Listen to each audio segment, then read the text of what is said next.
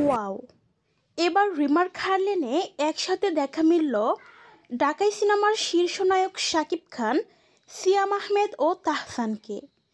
তিনজনকে একসাথে দেখে সত্যিই অনেক ভালো লাগছে। তিনজনের এমন খুনসুটি মুহূর্তেই ভাইরাল পুরো নেট দুনিয়ায়। সকালবেলায় লাল রঙের জেগে আবির করে চলে এসেছেন এখানে আমাদের সবার ভালোবাসার সঙ্গীত ব্যান্ড সিয়াম আহমেদ রয়েছেন, আমাদের ইডি এক্সিকিউটিভ ডিরেক্টর, আগে প্রগতি তিনি বিদেশে ছিলেন অনেক।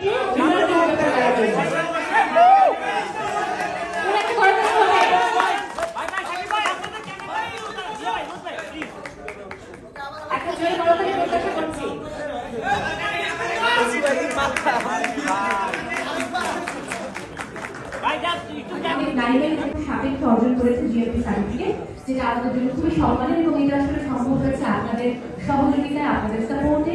আপনার